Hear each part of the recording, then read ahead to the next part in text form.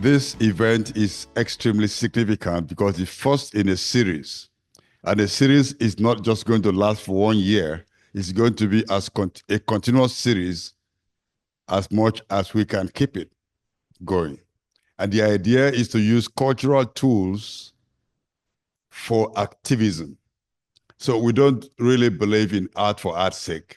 We believe in art for a purpose. There's place for art's sake, of course, for the pleasure. But even though the pleasure is also a purpose. And so, as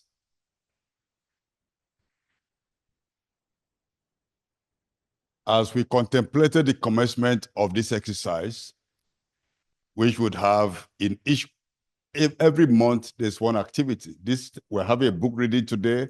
The next month we're having a movie day, which would be a movie that speaks to activism, that can give us ideas on what to do. And then the following month, we're going to have a poetry day, and we'll have significant poets from Nigeria to read from their books and tell us how their production relates to environmental issues. And so we're having book fiction, we're having poetry, storytelling, drama. We're also having days where we're going to watch movies. All this will be laced with fun, but not just for laughing, for having a good time. But we aim to use these tools to provoke ourselves to action.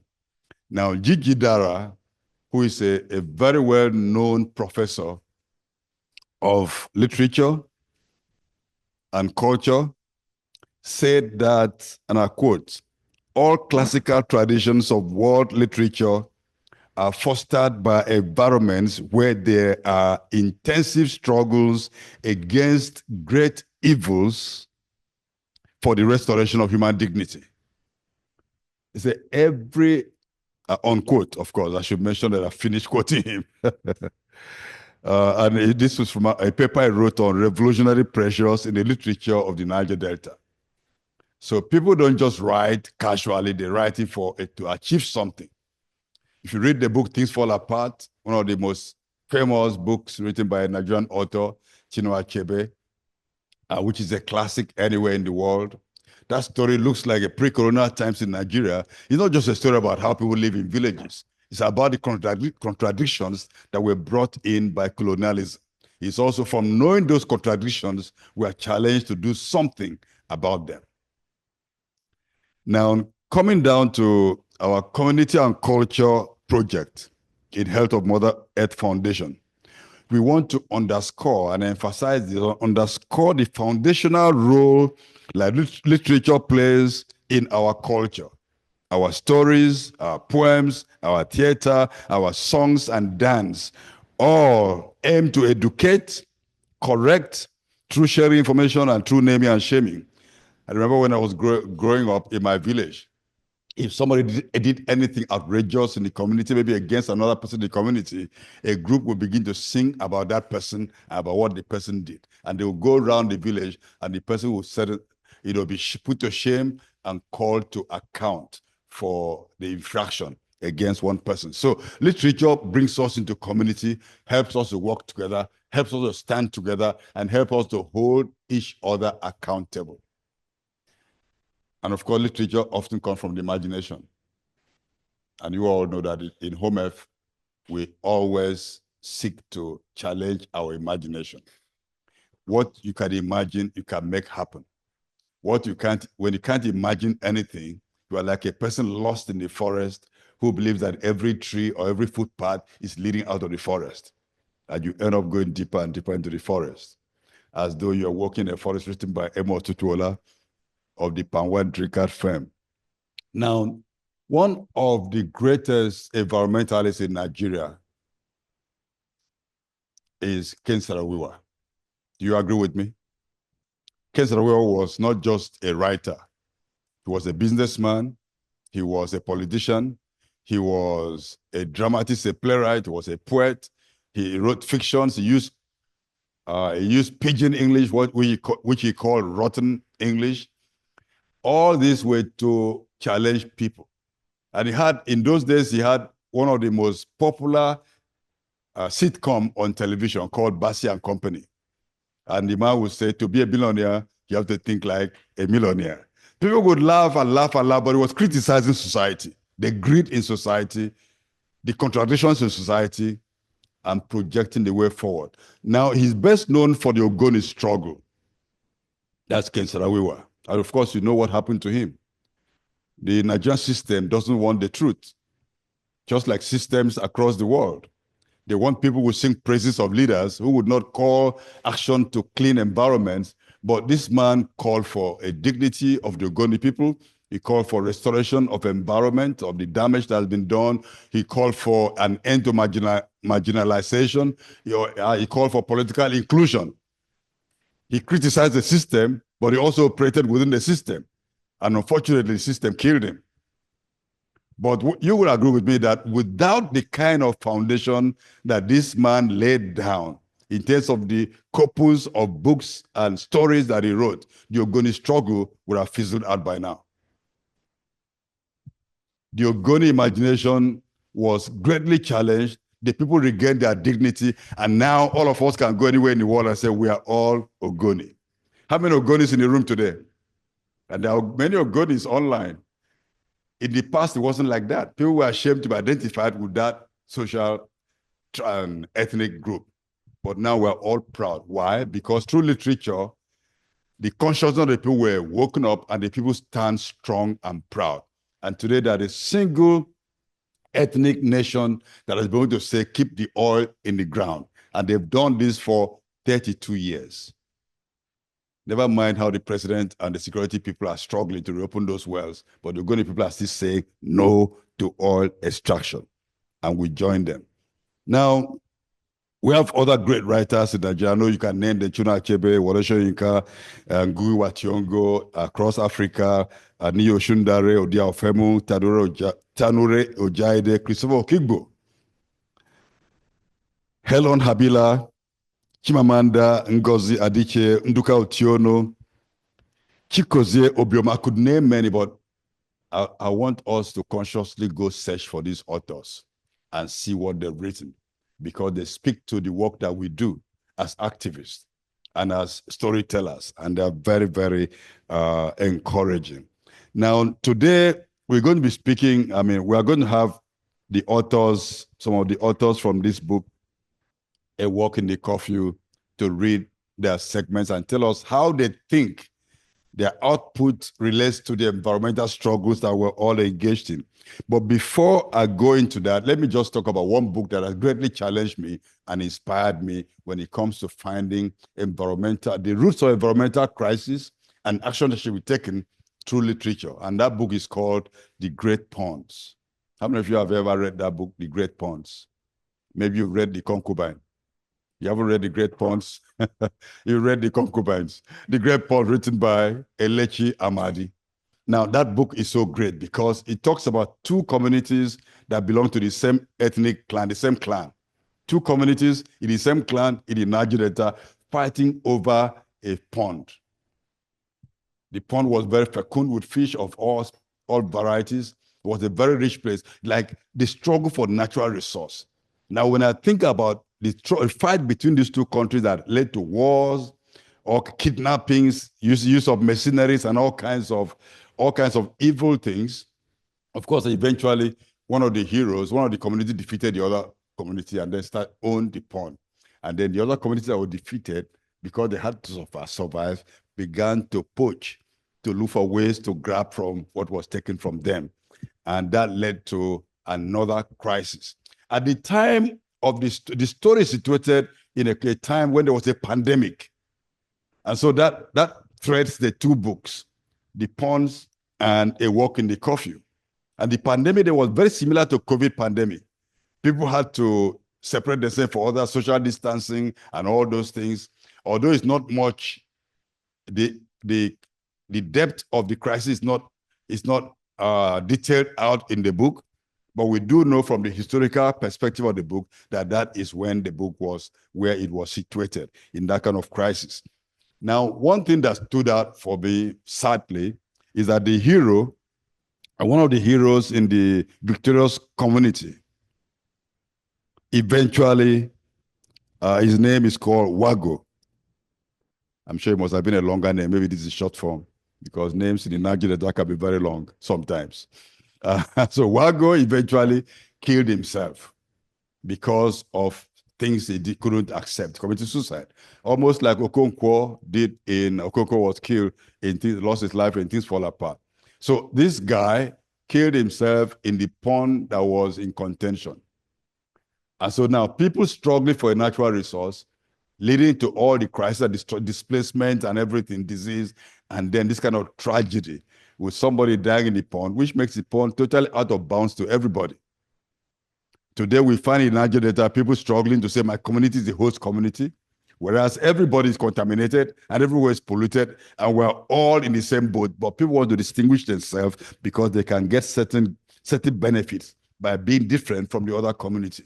The same struggle we saw in the pond. Now, today, let's turn to the writers of A Walk in the Curfew and other pandemic tales, some of whom are here with us today, and one of whom is joining us virtually online from the city of Port Harcourt, the Suit City of Nigeria.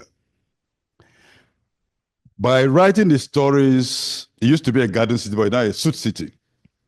By writing the stories in the time of the pandemic, the writers show that emergencies are excellent moments for reflection on life and for creative activities. They also hold up the light on how to build resilience and overcome the most dire situations. The stories remind us of the power of human connection, solidarity, and creativity in the face of adversity. The writings not only capture the complexities and challenges of the pandemic, but also offer hope, insights, and inspiration for a more just, equitable, and sustainable future. So the author's contributions to this collection are a gift to humanity, and there's no doubt that the offerings they've made will resonate with readers worldwide. And by the way, if you are joining us online, you go to HomeF website, you can download a copy of this book for free, and other books too. So congratulations, Onome. Congratulations, Foniso. Congratulations, Kome. Thank you for your offering, for offering your creativity, and for opening this journey on our community and culture highway. Congratulations and welcome, everybody. Thank you very much, sir, for that wonderful opening. Okay, we'll go straight to the business of the day. I want to welcome my comrade here to give us the biographies of the readers before we welcome them for their reading. So please join me as I make welcome Comrade Stanley. All right, thank you very much, Comrade Cadmus. We'll start with our author who's following up online. That is Dr. Mfoniso Zael. Dr. Mfoniso Zael is an environmental scientist, cum climate justice advocate. She holds a PhD in environmental toxicology from the World Bank Africa Center for Excellence in Public Health and Toxicology Research, hosted by the University of Port Harcourt. She works with Health of Mother Earth Foundation, HOMEF, as a programs manager for the knowledge space Ikike, and is currently overseeing also the Anglophone desk of the African Technology Assessment Platform, AFRITAP, a network that which HOMEF is also a founding member. She is a contributing author to HOMEF's short stories series, A Walk in the Curfew and Other Pandemic Tales, and the quarterly HOMEF magazine, Echo Instigator. She is also currently coordinating the Hands of Mother Earth Africa Working Group on geoengineering. Dr. Zael has a number of academic and non-academic publications to her name. Please, can we put our hands together for her, please? Our second author for the day is Ogenekome Odomo. Ogenekome Odomo is a media communications lead at the Health of Mother Earth Foundation, HOMEF, and also at Oil Watch Africa. Kome is a practicing journalist who believes in raising voices to speak against oppression and intimidation while raising awareness for the environment and marginalized people. She is also a contributing author to Homef's short story series, A Walk in the Curfew and On the Pandemic Tales. Kome holds a bachelor's degree in English and Literature Studies from the University of Port Harcourt and a postgraduate diploma in journalism from the International Institute of Journalism in Abuja. Please let's put our hands together for her. And the last but not the least for the day is Onome Etisiro. Onome Olive Etisiro is a graduate of law from the University of Benin and a barrister and solicitor of the Federal Republic of Nigeria. She is a writer, poet, and published author, as well as the legal desk officer for the Health of Mother Earth Foundation, HOMEF. She is a co-author of the HOMEF's short series collections, A Walk in the Curfew and Other Pandemic Tales, and also co-authored the popular Akamba Ifna. Shall we put our hands together once again for... So that will be the citations for our authors today. Thank you. I'll hand over the mic to Mr. Cadmos. Thank you. Thank you very much. So now just join me as I make welcome Onome Etisiro for her first reading. Please put your hands together. Her first reading actually opens up the book for us. So please, thank you. So I will be reading the title story. The collection is titled A Walk in the Curfew, and I wrote a short story titled A Walk in the Curfew. So I think that's the title story, and I'll be reading it for my first reading.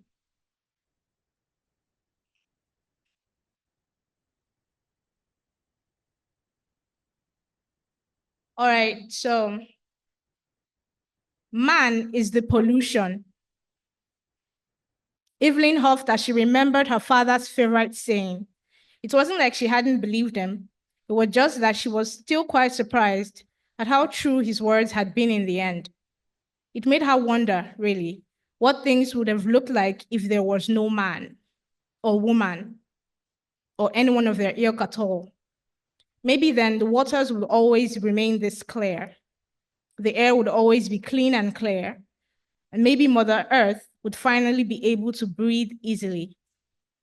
She stared a little longer at the photo of the clear waters of the canal on her phone before she closed her eyes and drifted off into visions of a tropical paradise. She had a strange idea that was even maybe a little bit funny, but she imagined that the animals would throw a rave party when all of humanity finally snuffed out along with all their carbon emissions and hubris. She'd had a dream like that once, where animals were the ones hunting down men and locking them up in pens and cages because they were the real savages, because they were the true predators. Evelyn shook her head. What are you even going on about now? She said to herself as she fumbled with her scarf and face mask. She didn't have the time to think about silly things like this. Yet here she was, doing exactly that. There was at least 3 hours before the government-imposed curfew took effect for the night. Evelyn smirked at the idea of it all. Curfews. She honestly didn't see how any of those was going to change anything. What would locking people in do if you were just going to let them all out en masse a few hours later? She remembered the complete human rush that happened that first Monday after the first lockdown was eased. She remembered how people teamed out in droves, carelessly ignoring the safety precautions made by the government to contain the virus spread. The way they packed together like sardines inside molars, like everything that's been happening around the world and even in their own state for the past few months, didn't have anything to do with it. Nigerians just didn't want to believe the pandemic was real. There were people whom she followed on Twitter and had believed to be totally reasonable who really believed that it was all politics and propaganda. Well, she shouldn't have expected any sort of intelligence from anyone on some social media platforms. All they really cared about was the next trend and the next unfortunate soul to fall into their ravenous jaws. But she knew that the virus was real and that it was right here in the country, whether they believed it or not. She knew that much. Evelyn sighed and put on her mask, hooking the elastic bands behind her ears and grabbing her umbrella as she turned the knob. She was only vaguely aware of doing what she was doing. Leaving the safety of her small apartment to go for a walk down the darkening street when most people were beginning to close up. And it wasn't like her area was as secure as those high-end areas. She didn't think anywhere was safe anywhere. Staying inside for too long has finally fried your brain, she muttered to herself as she turned the key in her door and locked it behind her. When she finally faced the great outdoors, however, she shrank into herself a little bit. Staying indoors wasn't some sort of punishment to her as other people seemed to take it. She actually enjoyed being indoors by herself and away from other people. There was only so much human pollution she could endure. Even social media tried her patience far quicker than one would suspect. Man is the pollution. Evelyn couldn't talk back now, however. She didn't want to turn tail and run. She wanted to do this, or she would probably go mad with the what if of it all. No, she wasn't that much of a philosopher, neither was she so much of an activist as her father was. But lately, the urge bubbled up from the depths of her, pulsing through her veins, pushing and pushing her to answer the unyielding call.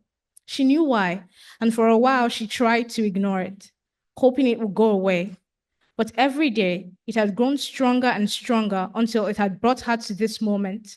This time, she couldn't escape. Because she couldn't very well escape her father, not even now, in death. Evelyn's chest tightened until she thought her heart was too big to stay in it, until she thought it was in her throat and she was soon going to throw it up right here in the great outdoors. She pressed a clawed grip to her chest, her throat, trying to push her heart back down to keep her heart where it belonged. But she wasn't doing a very good job, and she knew it. Her heart hadn't been where it belonged since she got the news that he didn't make it, that her father lost the fight to the dreaded virus sweeping the nations of the world, that her father was part of the statistics now. And she couldn't help wondering at the irony of it all. The man who gave his all for the earth, for the grand ecosystem of the world, had lost it all to that same system, to this faceless, ruthless, and careless virus born of that same ecosystem. She wanted to say how vain it all was, how contrived. Man is the pollution. Evelyn laughed as her father's words kept echoing in her head, but she wasn't laughing for the morbid humor of it all. She didn't think she was at a place now where she could laugh at it, but it was ironically funny. He'd always said that man was the pollution, and if he was right, he was as much part of the pollution as anybody else was. And Mother Earth had taken care of the problem in her own way, using the pollutants against themselves. One less pollutant to deal with, maybe. Evelyn didn't know why people thought the earth was helpless, that she was dying. All was without form and void before there was even any life in the beginning. And the earth hadn't seemed to mind then. Why did they think she minded now? Wow, now you're waxing biblical, she huffed under her breath as she stood there in front of her door, still facing the great outdoors, unable to take a step. It was just the street. That was all it was. Evelyn knew that intuitively. And there weren't many people roaming about anymore. She supposed she should have been scared about the outright dangers of walking down at an almost deserted street by herself. But she was much more afraid of her own head and her own fear. Somehow, going out was starting to become something that kicked off anxiety in her, as if the very air was a big bad wolf waiting to snatch her up and eat her, as if the earth was crouching outside her door, laying in wait for her so it could crush her as soon as she left the four walls of her apartment. She knew this fear was irrational, and being scared of the outside world would only cripple her even more. She didn't want to disappoint her father either. He'd been a soldier, facing the earth's pain and wrath and soothing her with everything he did. Besides, she was the pollution, like he was. Ever since she'd heard of his passing, the image has been stuck in her head. This image of Mother Earth wearing a face mask and lying ravaged on a hospital bed, the same way her father had been. Had that been the message? Had the Earth been trying to paint a picture of herself using this pandemic? That she was tired of having to wear a face mask, so humans had to wear them instead? That she'd been bedridden for so long and could no longer taste anything, so humans had to go through it too? Evelyn closed her eyes. She realized she was imagining so many things at once, that she was contradicting her own self. Hadn't she been the one wondering why people thought the earth was helpless? And here she was, doing the exact same thing. Well, no, not the exact same thing. After all, she wasn't imagining Earth helpless. She was imagining Earth vengeful. There was a difference, wasn't there? Evelyn was hesitating. She knew that she was being a coward, that she couldn't let herself catch a breath. Not yet. Not when the great outdoors loomed over her, waiting for her to make a move. Well, what was it expecting her to do? She opened her Android again, trying to find courage in the articles she'd been reading for weeks already, and probably already knew by heart. Articles about the effects of the pandemic on the environment. Maybe if she could show the great outdoors that it was healing itself, maybe it wouldn't swallow her whole. Maybe the air wouldn't choke her to death. The lockdown had done really good things for the earth. The air quality had improved a lot because of the dip in carbon emissions. So maybe Mother Earth was breathing peacefully now. And the waters were settling. The canals and creeks were clear now, undisturbed. Then what about the waste problems? Or did you think the Earth didn't know about those? Evelyn froze, her eyes widening on the article as the letters seemed to grow bigger and bigger and bigger. Unrecyclable waste has grown in volume, and the halting of agricultural and fishery exports has generated more organic waste. Local market waste left to decay would produce methane emissions both in the crisis and post-crisis months. And the halting of recycling activities by local governments due to the fear of the propagation of the virus and the lockdown orders are making the waste problems even worse. Evelyn turned the phone off. Her heart hammered in her chest. Why in God's name was she acting like a child caught doing something bad? Why did she think of the earth as this vengeful spirit out for her blood? It was clear either way that humans just couldn't do anything good without leaving some trace of trash behind. It was a human thing. So her father had been right. Man was the pollution. And he was really bad at cleaning up after himself, at washing himself clean. Not without defiling the earth he stood on. But Evelyn knew what she should do for her father as well as for the earth itself. She should clean up after herself, just like her father had done. Humans might be the true pollution of the earth, and they might always be, but her father never stopped trying to clean up after them, never stopped trying to get them to do the same themselves. She could do that too. She could be just like her father. She could become an activist for the earth. Starting now, she murmured, and took those first steps away from her door and out into the streets, her eyes taking in the litters on the ground and the waste carelessly heaped along the walls. She would start fighting for the earth from here, her darkening street. She took in a deep breath. Her steps echoed on the paving stones. She smiled as the night gave her a hug.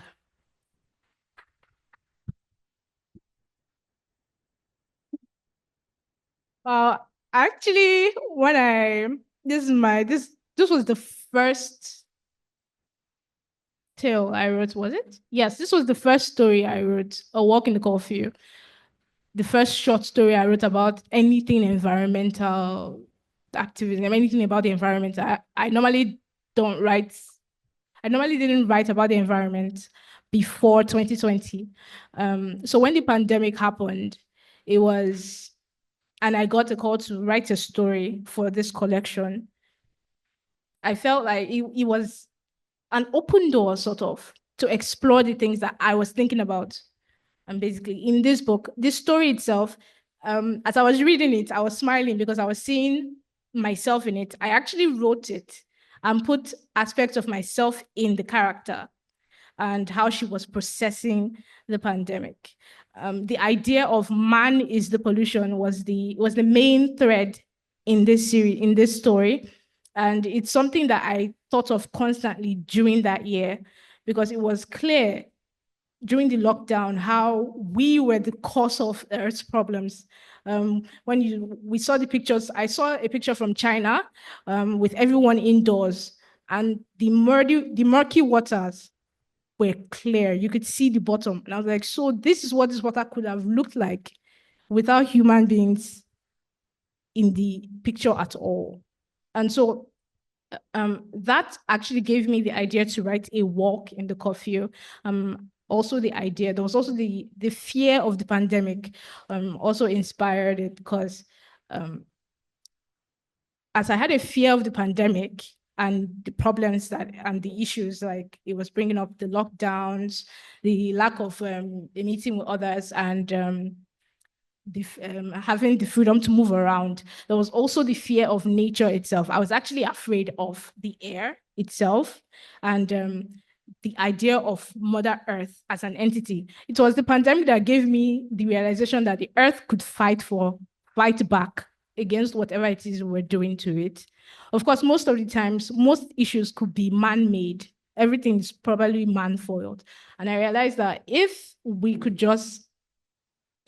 can't not help being the pollution, we should try our best to clean up after ourselves. At least if we are going to pollute, then we should clean it up, right? That's the basic, that's the logical thing to do. If you spill something, you clean it up. But humanity has become so lazy, or is it lazy? I don't think lazy is the word. I think the word is egomaniacal. They have become so egomaniacal that they cannot imagine the earth fighting back. So for us, or for humans, we believe that we own the earth. The earth is for us. We were put here so we can use it. So whatever happens, it's not our problem. And so we end up causing more problems for ourselves. So yeah. Thank you very much. Wow, that was inspiring. I saw another version of the book, another explanation of the book, because I've read this story over and over again, but I didn't picture it from this perspective that you just gave. And that was amazing. Thank you so much. So we are going to hear from our virtual co-author, our virtual space. Please join me. Welcome, Dr. Umfonisio. Please put your hands together for Umfoniso. Okay, sorry. Umfoniso. And then Kome, please get ready. You can even just come and, just come so that as soon as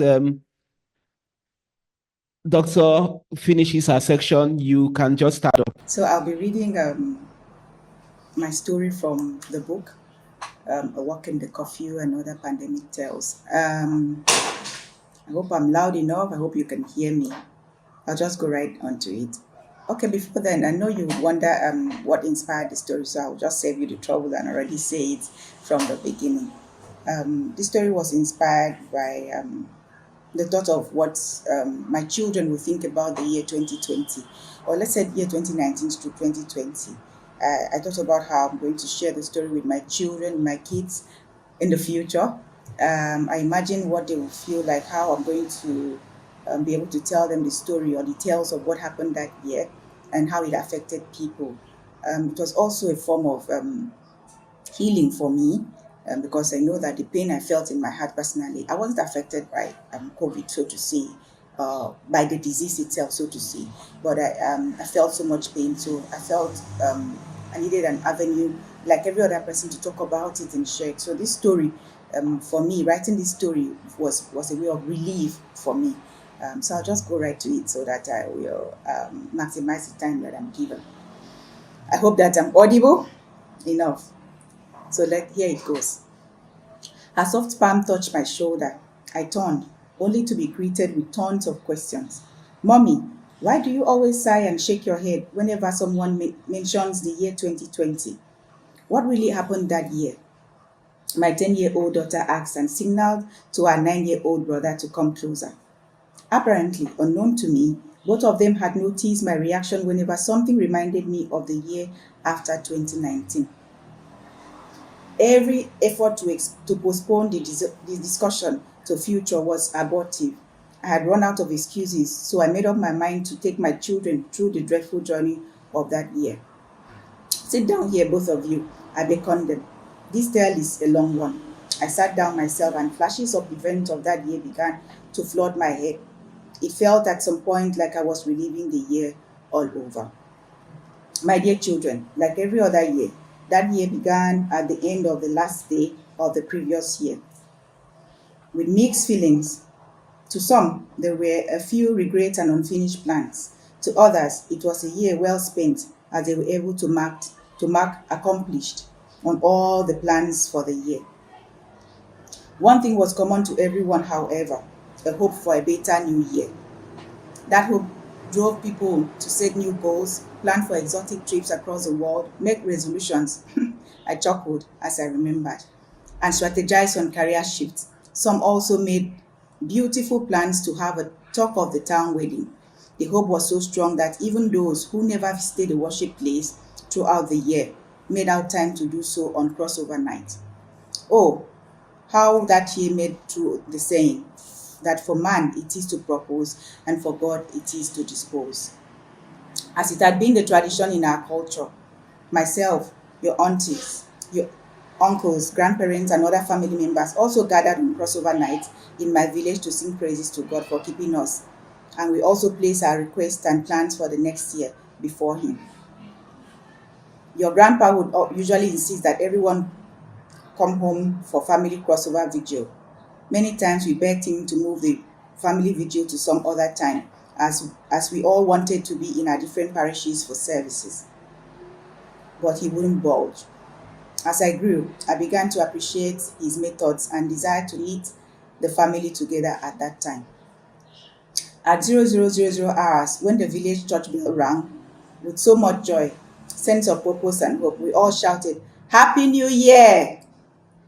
At this point, it was left to be said whether or not the new year was really going to be a happy one. My kids adjusted in their chairs as they sensed from my tone that I was about to go into the main story. I gave up a little smile and continued. Sometime around November 2019, we heard of an outbreak of an unknown virus abroad. Well, whatever that sickness is, it won't come to us here, many Nigerians declared. Oh, how wrong we were. You see, my children, even though there are national and continental boundaries and some criteria that one must meet before crossing those boundaries, I have come to know that there are certain things that do not need permission or clearance from immigration officials to cross our borders. We all went about our businesses and endeavors as usual in the first and second months of the year as the news of the disease, which had turned into an epidemic in China, spread. By mid-February, the disease had started leaving China to other countries, killing people in their numbers. Bans were imposed on international travels to curb its spread. The poor and the average Nigerians thought to themselves, well, it is a good thing that we don't have enough money to fly in the sky or travel to luxury places, as it appeared that only the people in the upper class stood the chance of being exposed to the virus, which was named COVID-19 by the World Health Organization. They were wrong to think that COVID-19 respected the poor. At the time international travels were banned, there were already carriers of the disease in the country. The worst part was that these ones did not show symptoms until it was late. Today, you will learn a new word, my dear children. Those people who didn't show symptoms, although they were infected, were said to be asymptomatic. Mommy, wait, my boy said to me. Let me spell that. ASYMPTOMATIC.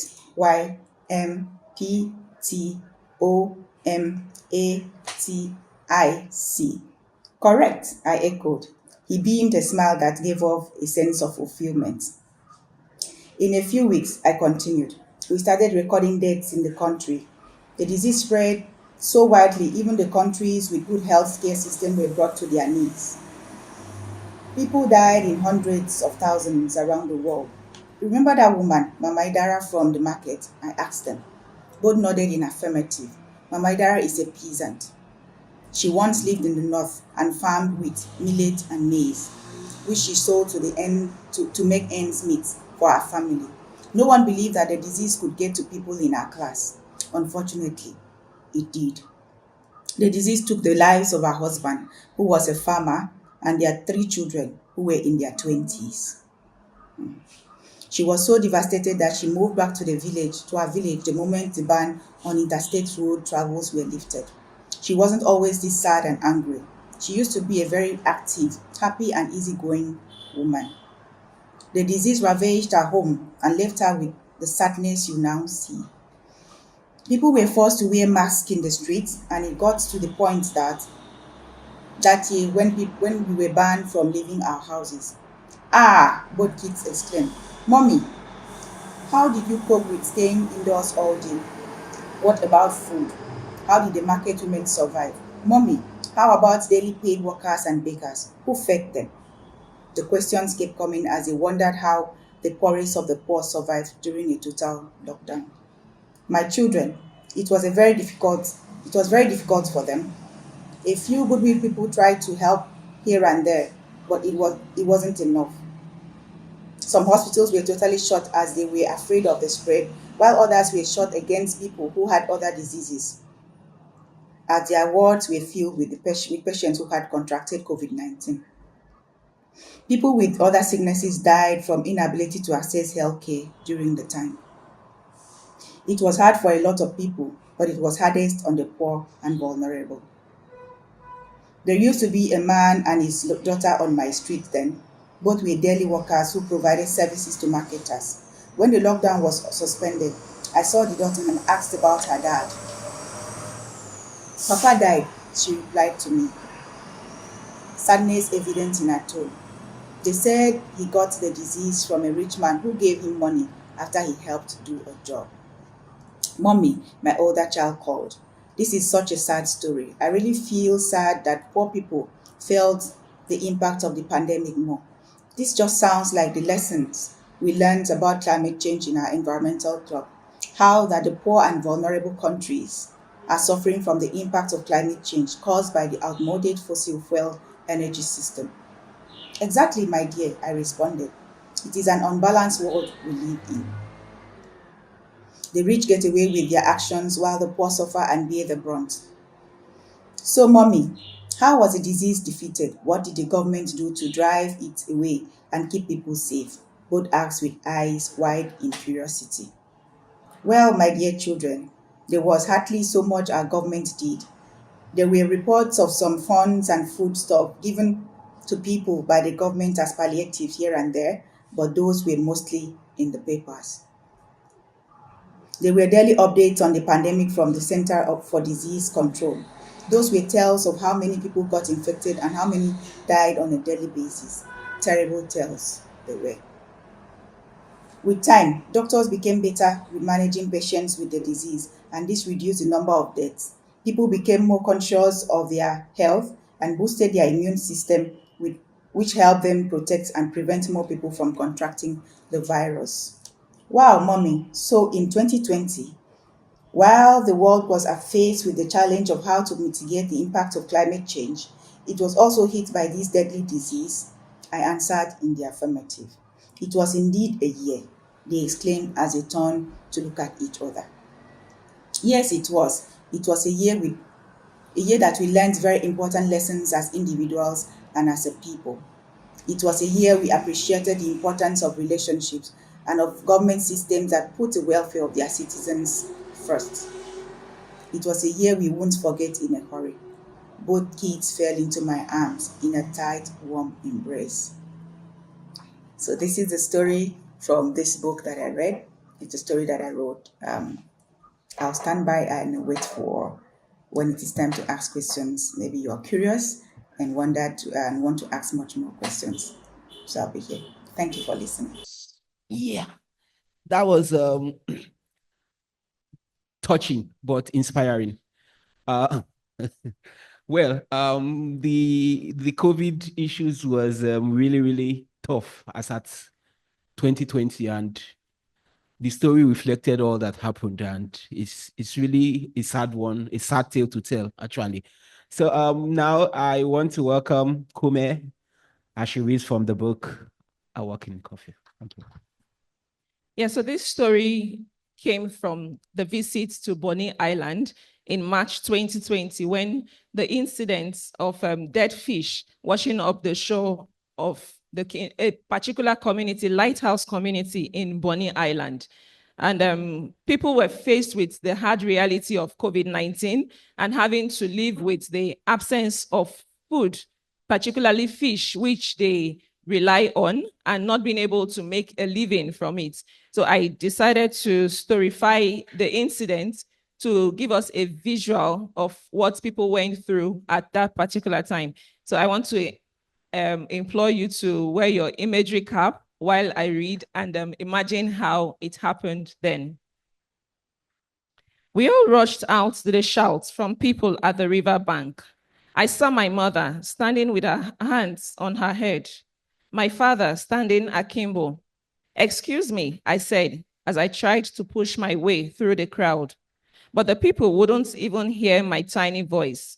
I stood wondering what the cause of the agitation could be. "Call the village chief," a woman screamed as she turned to leave. "This is sacrilege. We must find out what happened," Wariso, the head of the fishing settlement, said in a low tone, and also began to leave the scene. One by one, they left, and I got a chance to get close to the riverbank. Just then, my mother pulled me off as she too turned to leave. We walked back home, but in total silence. I turned occasionally to catch a glimpse of the riverbank. Who has contaminated our water?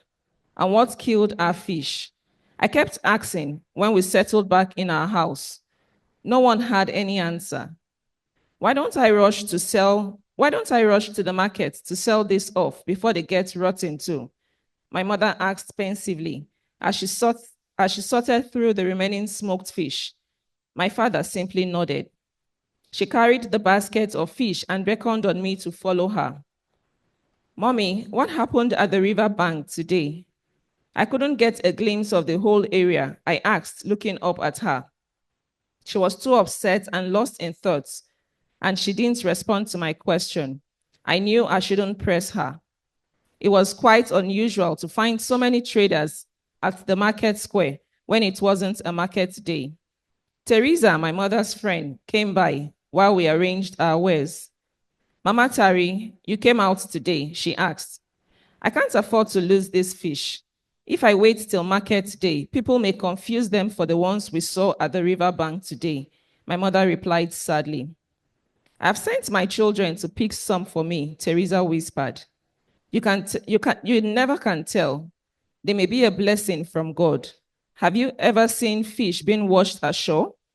My mother kept quiet. I knew she was pondering on the statement, but she knew she wouldn't dare bring up the idea of picking dead fish in front of my father. "You may be right, but my husband will not have me do that. Can your children pick some for me? At least I can use them for soup tonight." Teresa nodded in agreement to my mother's request.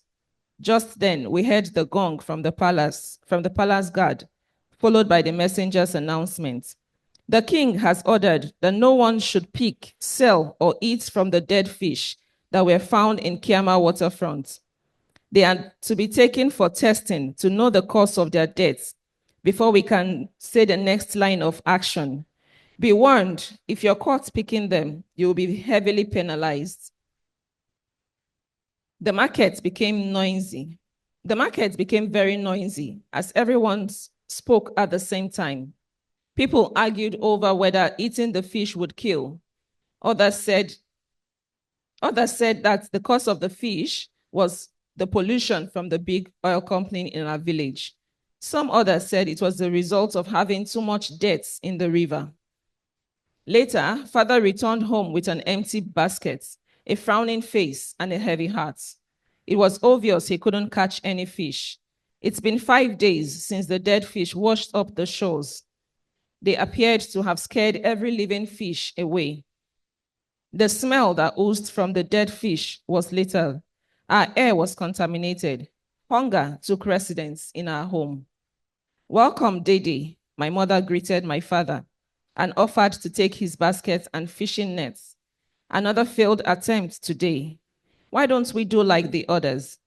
We can't keep eating palm kernel. Look at your children. I can't stand seeing my children suffer because you want to maintain an upright position. Have you seen anyone being caught?" she queried. "My children will not eat contaminated fish. Are they dead from eating kernels? Are they sick? No one will know what they eat if they keep their mouths shut. I've made my point and I'll say it again. I will not have that dead fish in my house. Never." My father was exasperated. He stormed out of the house. That afternoon, we saw people from the big city who came to take pictures and asked questions about the dead fish. They promised to get the government to address our plights and bring solutions. I and my siblings had not had good food in the last 5 days. Hunger had become a normal part of our lives. We became used to drinking gari with palm kernel. One evening, as we were eating, we heard a very loud sound from the river that caused people to take to their heels. We also ran for safety. Soon, we realized it was a big pipe in the river that ripped open and were leaking gas into the air. No fish in the river, and now we can't even have safe drinking water. How bad can things get? "Tamuno, wake up, it's morning," Teresa called as she opened the window of her small bedroom. When there was no response from her husband, after the repeated calls, she went close and he was dead. Teresa couldn't stop screaming as the corpse was taken out of the attached house to the community mortuary. Tamuno had died in his sleep after he had complained of a little fever before he went to bed the previous night. We heard of many more than 7 deaths within 3 days. Kiama was becoming a ghost town. Fear enveloped the entire community. We did not know who would go next. We did not know the cause of their death. The government has said our fish died from natural cause. And the big company in the village said the damaged part did not cause harm to anybody. Did we believe them? Could we trust them? There's a big sickness in the country. My papa said several people have died from it, and many more will die. I pray it doesn't enter our community, Depre, my friend in the neighborhood, said when we walked along the seashore. You pray it doesn't enter. I looked at her sadly. The sickness is here already. What do you think killed the 7 people that died last week? I hear 8 other persons have died since then. The government is planning to bring an army of gunmen here to keep us from going out. The sickness is called COVID-19, and we must learn to wash our hands and clean our environments regularly. My father stressed on the need to wear face masks. He took social distancing seriously, saying that we had to stay away from people because the disease could easily be transmitted from one person to another. 14 days after the government enforced total lockdown in the country, including Kiama, we had totally run out of foodstuff.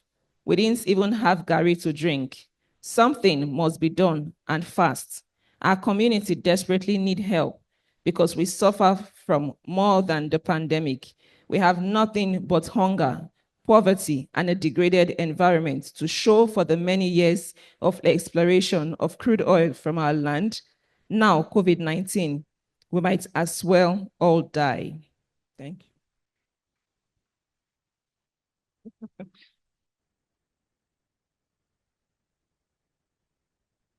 Wow.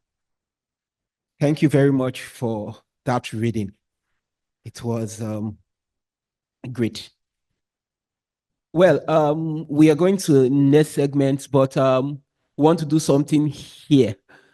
I want to give one person an opportunity before we go to the next segment, before I welcome my colleague, to just tell us one word that inspired you from this reading. One word. Can somebody do that? I'm upstanding. Okay, Mr. Wale, please. Can come forward.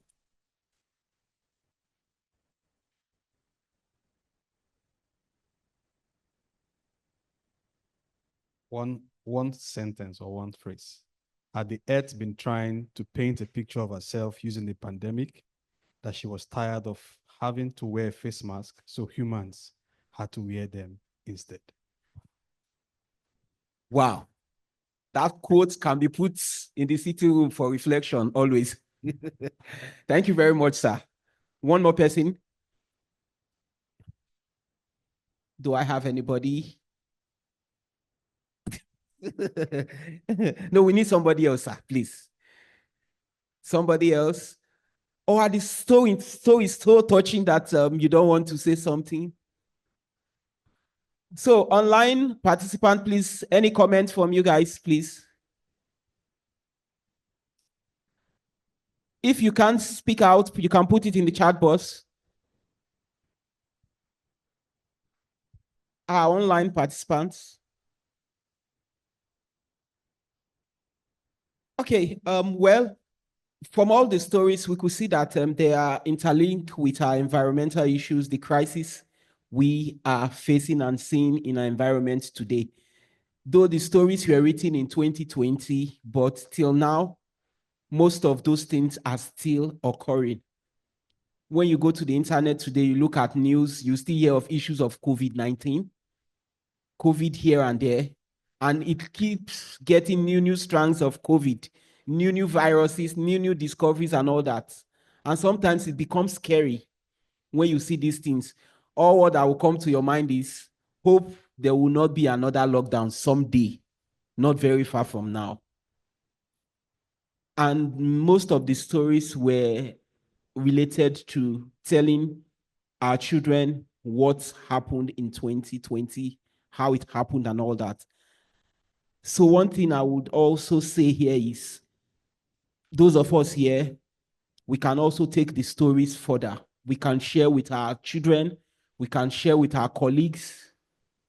We can just build a reading team, a reading club, possibly having a team, a reading club around your environment that will also pushing for environmental justice, climate justice, environmental issues using poetries and stories. So I want to do one more thing before I round up. We still have some time. I want comments, please. Okay, online. Okay, Frank and Joe. Please go ahead. Okay. Good morning. You can hear me very well. Yes, we can hear you. Please, can you hear me? Good morning. Okay. Yes, we can. I have two questions to ask. I don't Okay. know if I can ask the questions. Okay, just go ahead, please. So I've There is just no time gotten, for question I've yet. gotten a soft copy. Should I hold on or Go ahead. Yes. Okay. So the first question is, I've gone through the book. I think I've gotten the soft copy of the book online. I've come across a big struggle with the idea that, in quote, man is the pollution. I repeat, Evelyn struggles with the idea that, in quote, man is the pollution. So I'm asking the author, what message was she trying to achieve or hope to convey to the audience?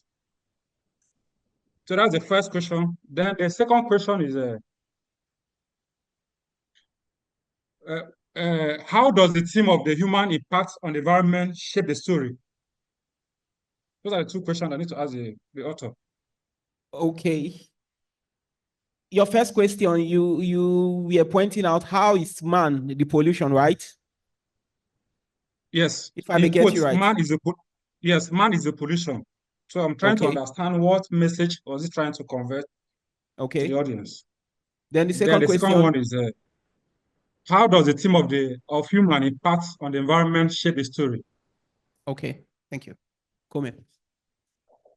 Okay. All right. Good morning, Frank, right? His name is Frank, Mr. Frank. Mr. Frank. All right. So, your question, how is man the pollution? Well, I figured it was straightforward. The idea behind this story, basically it was hinged on that one line, and that's why it's repeated throughout the story. Man is the pollution. It's simple.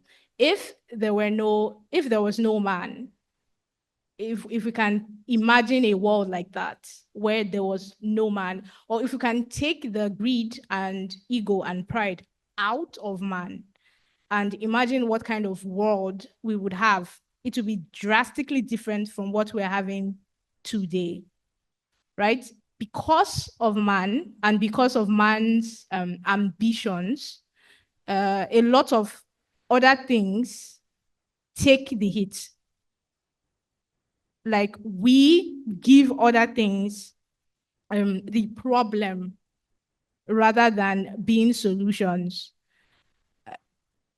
The idea is we haven't, as humans, basically, as humanity, as a collective, and maybe individually, especially in Nigeria, we don't see nature as something that deserves respect and something that has its own dignity, basically.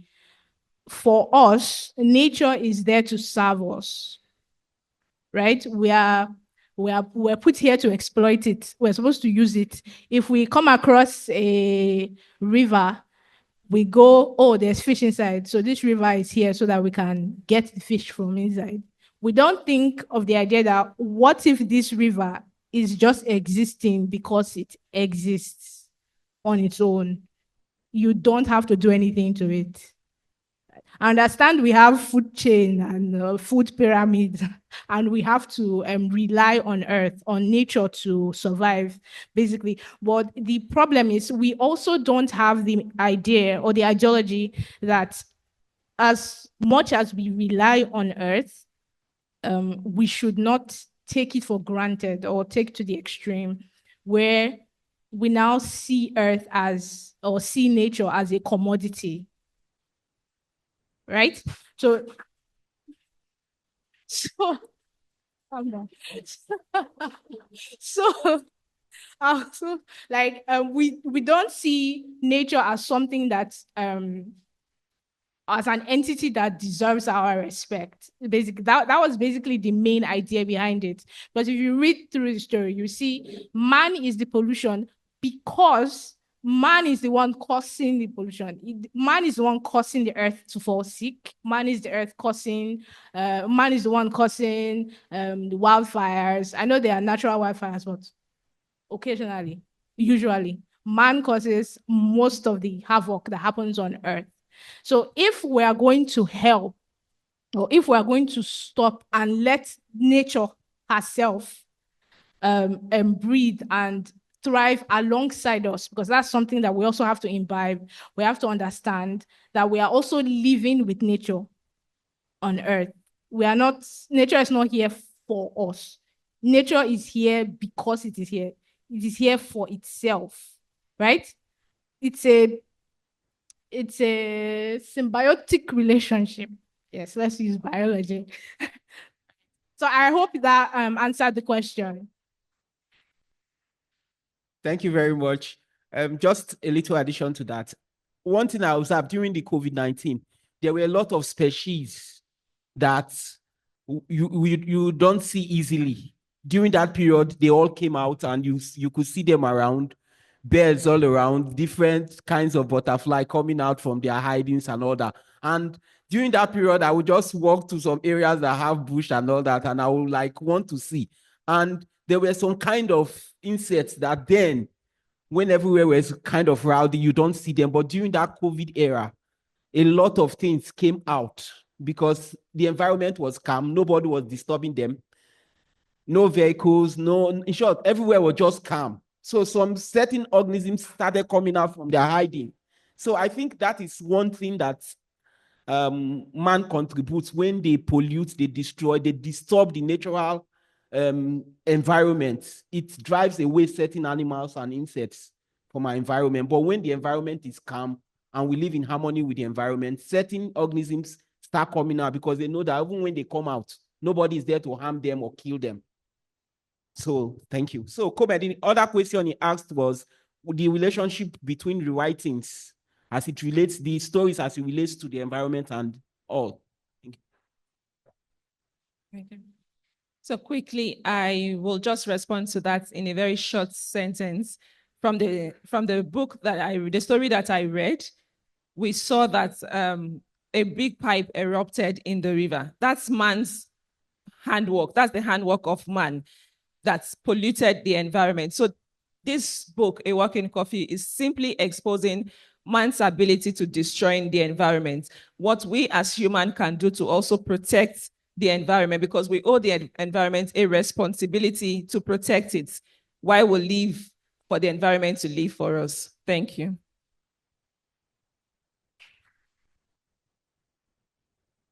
Thank you very much. So right now we are going into, okay, do you have another? Okay. Okay, yeah. Please go ahead. Umfoni, so please go ahead. Hello, everyone. Can you hear me? Yes, you can. Am I audible, please? Yes, you are, please. Okay, sorry. Internet is very wacky this morning, so I just want to add to what Onome and Kome has already answered. Firstly, we are called human beings because there are other beings. If there were no other beings on earth, we probably would just be called human. Or they will just be calling us, sorry, beings, will just be the beings. But we are called human beings. That differentiation came because there are other beings. And if you research, you notice, you know that of the composition of the beings on earth, we are just a very minute number of it. So we should coexist in nature with other beings, or knowing that there are other beings who depend on nature too, on the things that nature provides for their own survival. We should be stewards of the things that that nature provided for us. I know some Christians usually would argue, and they say that Genesis 1:28 says that we should, God says, subdue the earth, live on the earth, and reign over it, and all of that. But I always like to refer people to what the Message translation of that verse says. Sorry, I'm going all biblical this morning. God says,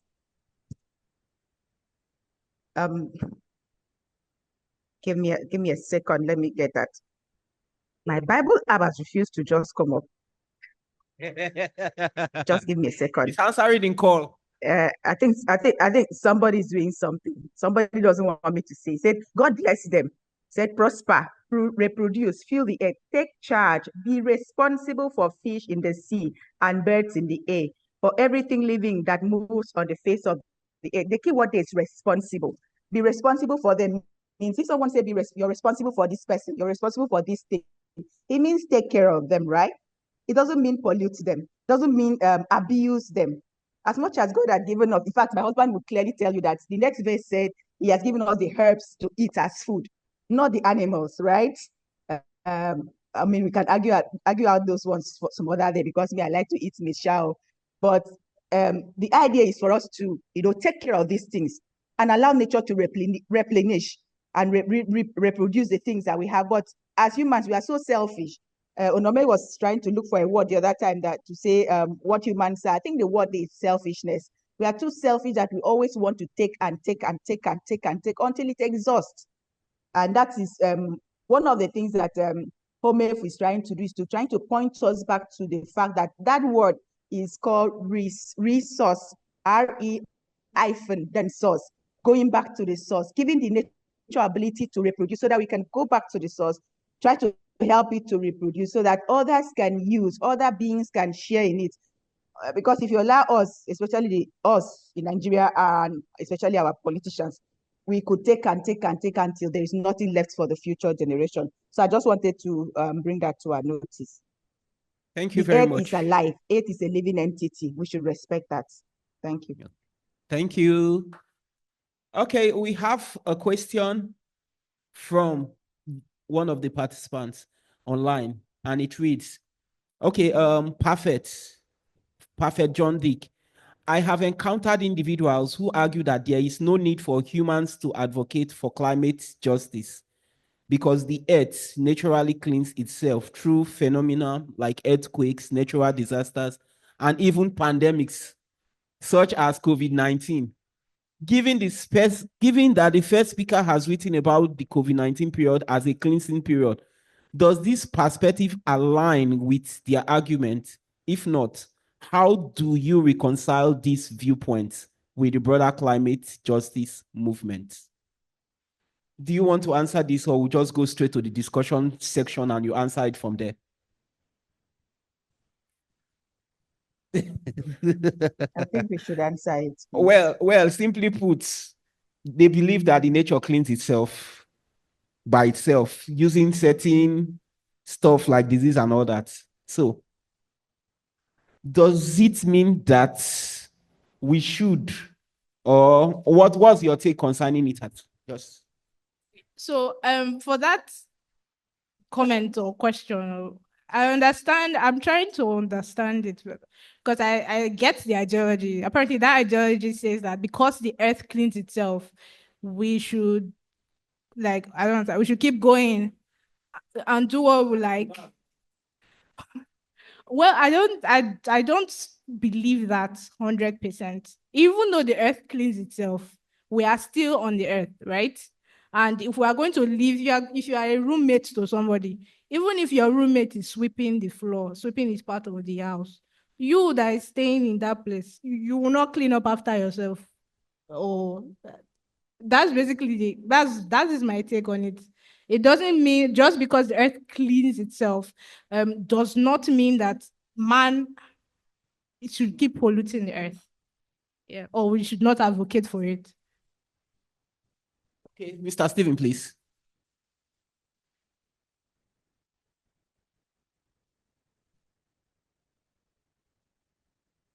Sorry, I know I'm not one of the co-authors, but just to respond to what that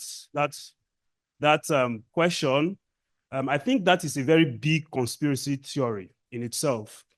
I don't want to talk much. That's your body that we have, and we have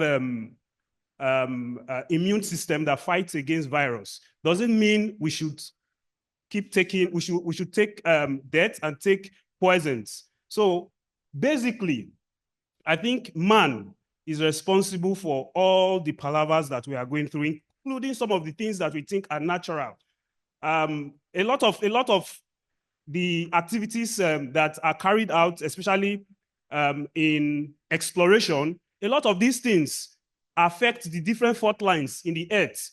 And when you have some volcanic eruptions, some of them are caused by man, some are natural. So I think there's a very big conspiracy theory there, and we should not allow that to define how we relate with Earth. Thank you. Thank you very much. Well, to round up and to call in the next section, I would just want to make Mr. this comment. Cadmus, please, can I just put in just one? Can I put in just one answer to that? Oh, okay, please do. That's okay. Okay, quickly, I'm going to tell the person that asked the question. There's what they call carrying capacity of any system, right? The carrying capacity of a system. Any living system has, in fact, even non-living system, elastics, they have carrying capacity, what it is that they can take per time. And if that carrying capacity is exceeded, if you did a little of physics, that's when they say elasticity has lost the material has lost its elasticity, cannot retract again. You get. So the earth itself has a carrying capacity, the ability that God, the creator of earth, gave it to replenish, cleanse itself and that. But the activities of human beings, the way we keep going, is continuously pushing forward to where the earth can no longer exceed that carrying capacity, right? So if you say that we should just leave it to the earthquakes and the things, the happenstance, let me just say like that, to be the one cleaning itself. The rate at which we are polluting the earth is much more than the earth itself can replenish. So if we leave it for that, we are going to end up, I think we have already exceeded that carrying capacity. So it cannot just work like that. And then secondly, let me add to what Mr. Stephen is saying. You see those groups that are, some of these groups popping up here and there and then aligning to climate justice movement. Most of them, I can tell you for free, are not really climate justice people. They are actually anti-climate justice people who are disguising as climate justice just because they want to bring confusion to that space, just so that we will not continue to fight for what we need, climate justice and the climate action immediately. I mean, you go to some of these spaces, multilateral spaces, you see NGOs that are bought with money, created, some of them are even created in that group, just pay money, just like what our politicians do, come and pay some money to some people and let them canvass and say, hey, we want this person, just because they give them peanuts. So you have those groups among the CSOs who are not actually fighting for climate justice, right? They're only carrying banners and saying they are climate justice people, but in truth, they are anti-climate justice people. So don't be deceived, please. Thank you. Thank you very much. Okay, right now we are going to the discussion section, and all other questions and comments can come in that section. So please join me, make welcome my colleague, Precious John Dick. Put your hands together for her as she comes. Put your hands now. Oh, yeah, smile. So I like the fact that we are all relating to something that has passed.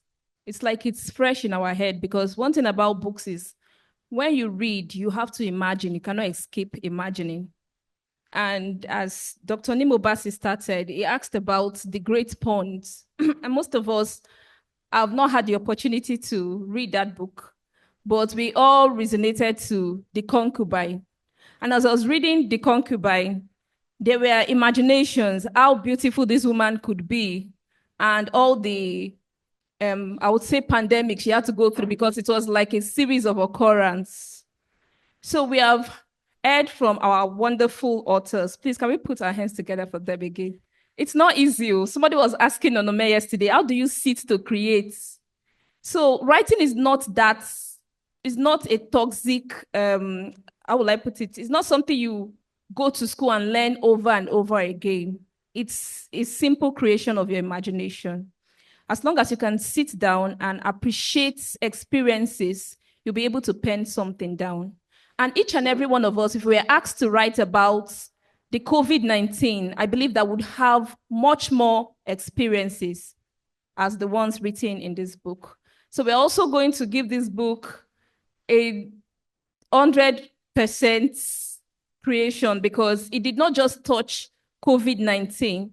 If you look at chapter 8, authored by Onome, we went further to the riverine areas, the experiences they had as fishermen and people living by the ocean or off the ocean.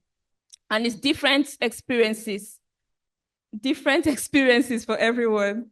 So the Health of Mother Earth Foundation has thought it's a good thing to bring back the book experience.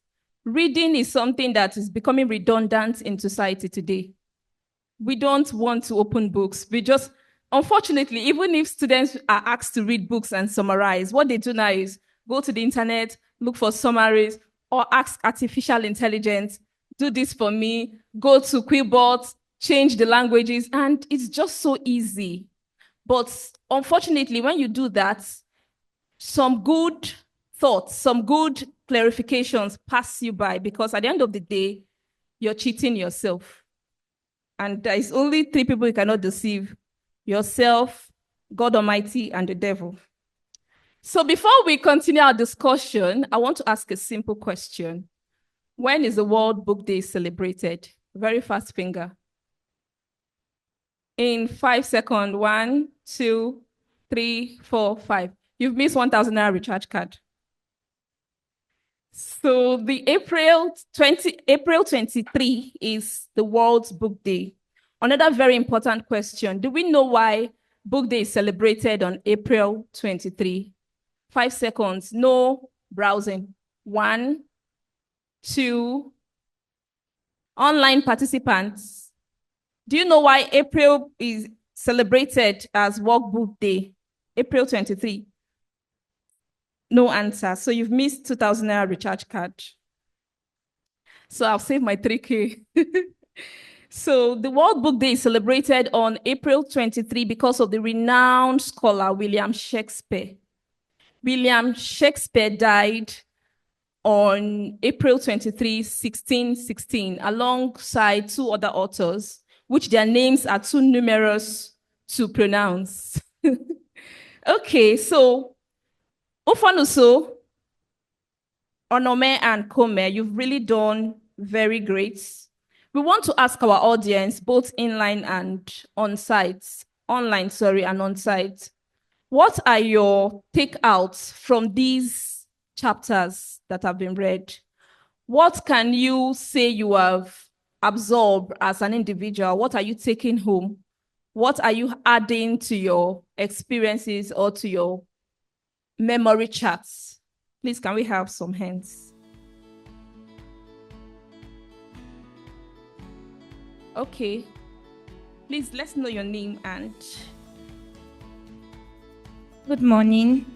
My name is Victory, and I'm going to just say a word from It Was a Year that Mrs. Mfenso read.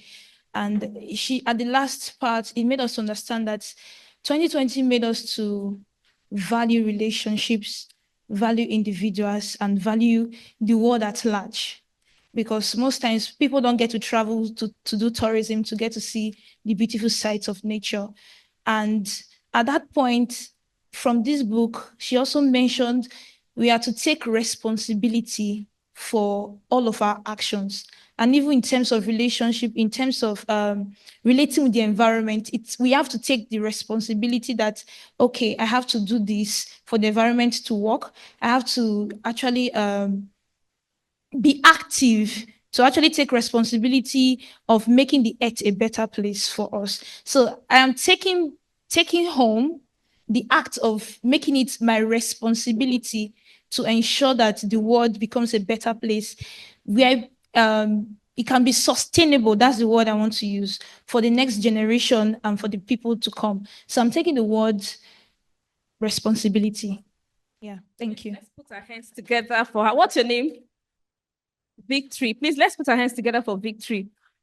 Victory has initiated that the COVID-19 from Infonuso's Quilzel, our chapter, it was a year, talks about relationship and responsibility. You heard the mother recounting how their neighbor lost all our loved ones and had to relocate back to the village. For some of us, for me, it was the Jehovah's Witnesses feeding us for about 2 weeks. So that relationship we didn't want to create, when they come around, please, I beg, I don't want to hear the word of God. That time you want to hear it because they are bringing spaghetti and tomatoes. Okay, so any other person has something to say online before we... Okay, someone is online.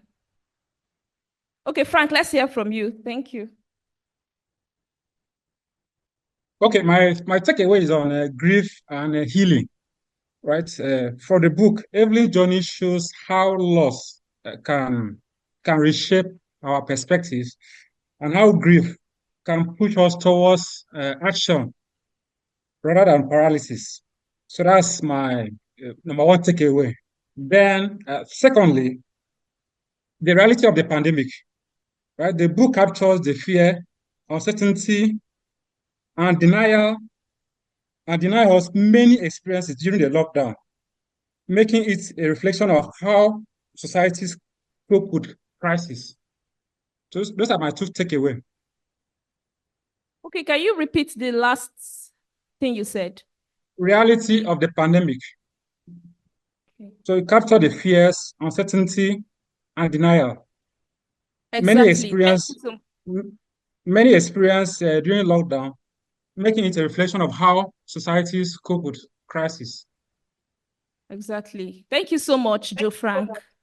It's very, very important that we understand what Joe Frank is saying. Many societies, even the Nigerian society, there was a kind of feeding system they called palliatives. And unfortunately, politicians showed that indeed they can never change because people were hoarding food that was supposed to be given to the ordinary man. They were hiding food in warehouses, stores, in their kitchenettes. It was just so unfortunate. So it's kind of revealed how the politics of the world, it's a bit, would I say, clumsy and lousy. They don't really care. Even in that situation, it's like the COVID is telling us at the end of the day, it's still one man for himself. Okay. So it's really a very dire situation. And I hope that we learn from it because other pandemics are coming. And these pandemics may not be diseases. It's not a prayer. It's not a prayer, but I believe that anything that continually occurs and is a widespread problem is a pandemic in itself. Okay, Cadmus, let's hear from you. Okay. So, sorry, sir. Please come forward.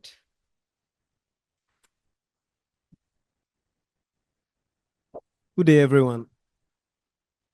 Sorry, after Cadmus, we'll take the next question. Good day, everyone.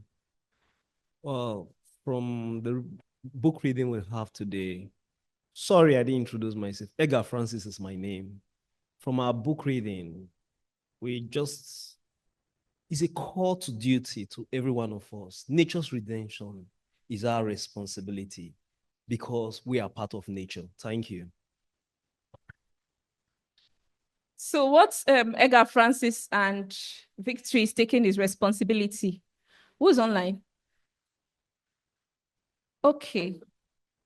So there's a comment here from Salifu Feridat saying, my take home is specifically on the parts where one of the authors said we should take care of the earth so it can take care of us. Attending this book reading gave me more insight about how we humans are our own problems, and coming together to protect our planet will help us and the generation unborn. Very, very, very clever. So I think that comment is coming from A Walk in the Curfew, where Onome concluded that man should always clean up after itself.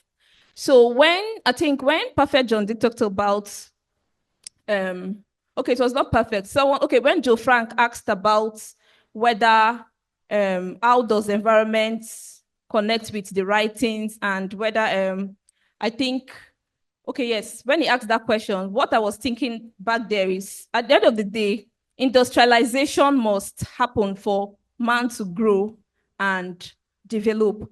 But as Onoma said, man must clean up after itself.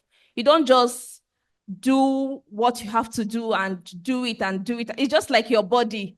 You're going to work, from work, you go to church, from church, you go to club. The next day, you have your bath, come back to work. Like you're repeating the same routine and you haven't rested. One day you pass out. So that's how the world is. Let's be conscious of our environment and always clean up. Mr. Cadmus. Okay. Okay, I want to relate something with this reading.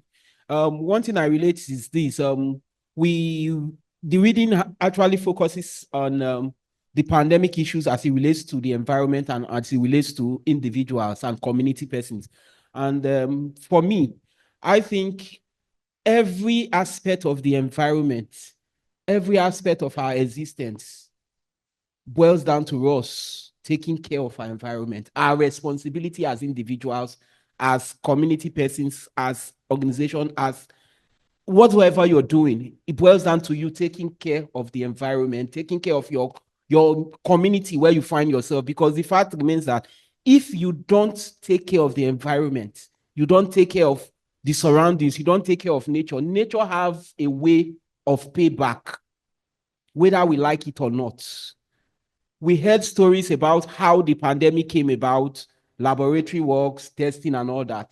Those were scientific works. They were trying to prove a point. If we put this together, put that together, we'll get this. But at the end of the day, it came out disastrous. It came out as a pandemic.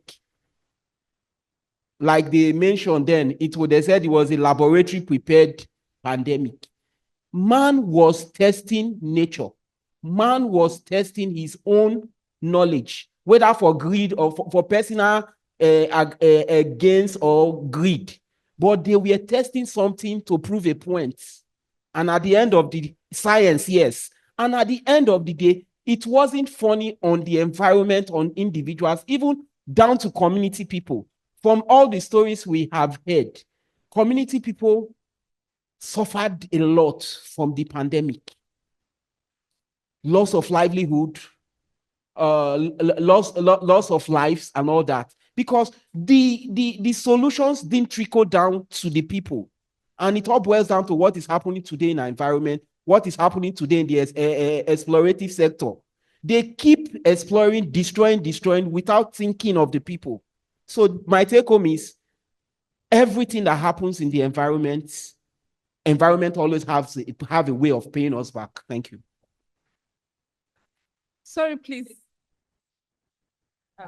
I just picked up what Cadmus said now that man engineered, like they worked to test nature. But I want to say that we became the victim of that test, because at the end, nature was healed for the period of time that we were all staying in the house. So we became the guinea pigs for man's testing.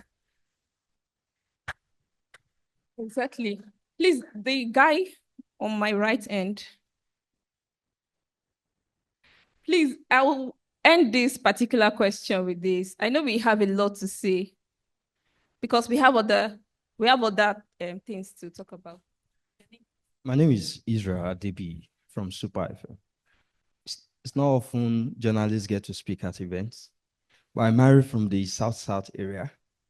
So the first experience I had, when we go to events like this and you mentioned a lot of things like this, it just sounds like, okay, it's one of those talk.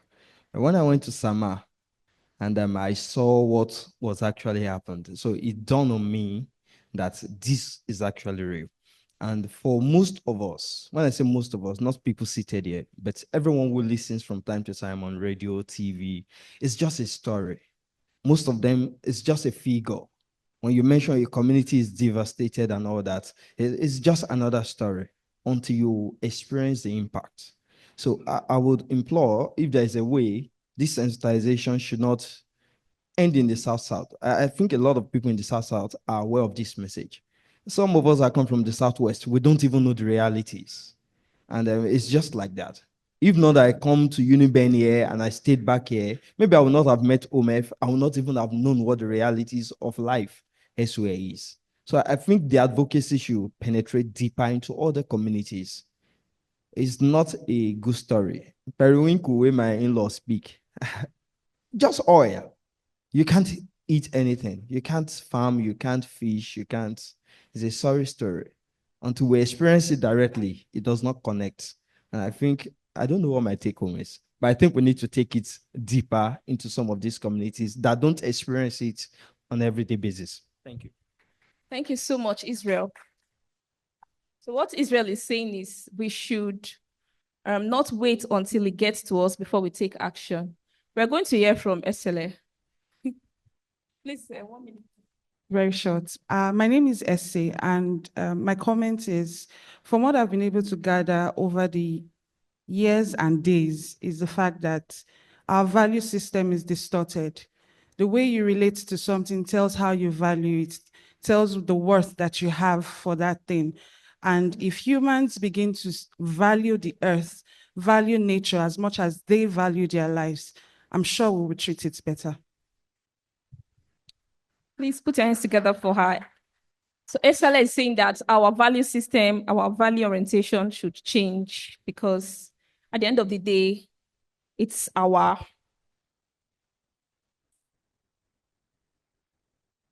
Okay, I was saying something. At the end of the day, if the ball is in our court. Okay, Stanley, 1 minute, please. Then we'll ask the author some questions, why they give their 1 minute, Stanley, please. Okay, I wanted to point my comments in relation to the person who talked about industrialization bringing about development. The problem we have in Africa today is that our history, our true history, is lost in the process of editing our educational curriculum. Otherwise, you would understand better that the clay pots that used to be at the backyard in our villages are cooler than what you call refrigerators today, deep freezers today. And so there was actually development aligning with nature. Just imagine just a clay pot. You are not fusing a wire to it. You are not digging out the uraniums and the cobalts to produce wires and produce batteries to cause harm to society. And yet you had such a magnificent ideas such as a clay pot that could cool water naturally without you going too deep. And, lastly, the fact that people now, want to exploit nature for the purpose of profit, we now have more problems. When there was the era of just eat and be satisfied, and then, that communal system of society, there were no problems, not until man wanted more. Man wanted to gather in order to make profit. We started having this problem. So going back to our history is going to also help us to understand better what development, true development is, and not today's industrial kind of development that we have. Thank you. Thank you, Stanley. So Stanley is saying that God created the world the way he wanted it to exist. We didn't really need to over or outdo ourselves.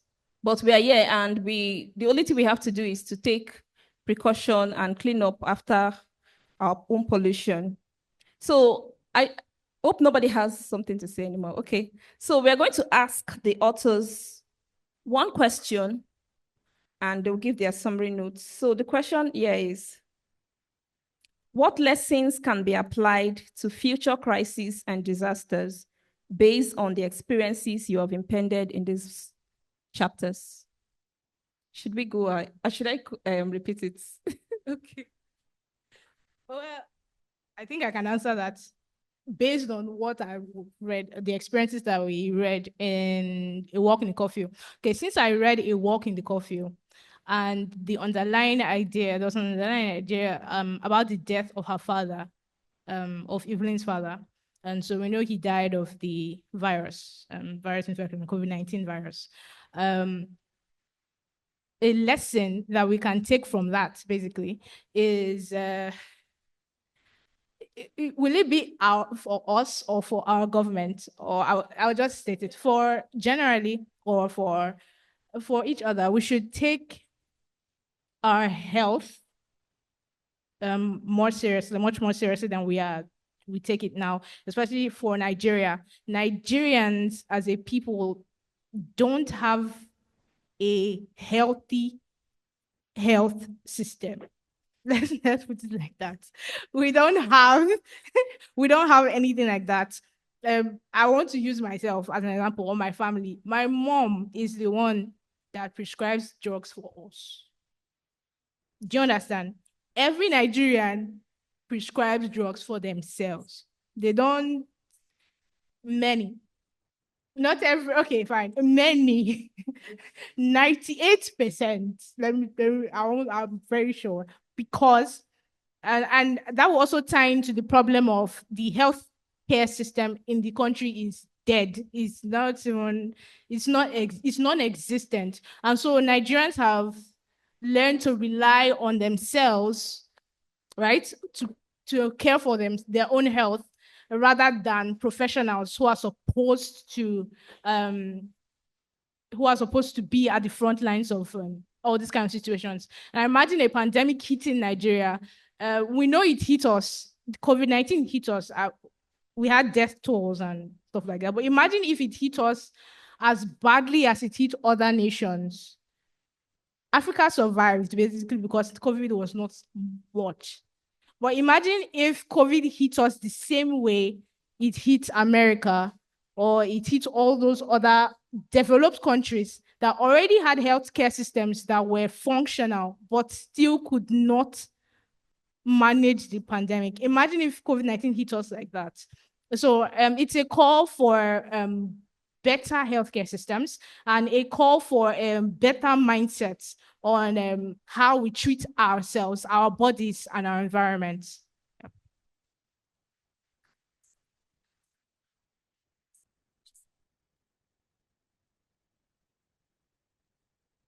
Okay, so Onome is saying that for the future, we should look out for better health systems. So we are calling on the government and people close to the government to tell them for us that, no, the situation was devastating. Imagine going to an healthcare center and till now, not even in COVID-19 times, you can't access good medical facility. A Proco doctor was showing us something online where women give birth. You saw that. The toilet was messed up. They used candles or their phone touch when women come at night to have children. And it's really, really a very pitiable situation. So for the future, please, let's advise, as we are blogging, as we are going on social media, let's try to relate the message that we need better healthcare systems. Thank you. Come. You know, sometimes it's not very easy to speak after a lawyer when they have said everything. They were supposed to say something in 2 minutes and they ended up saying something in 5 minutes.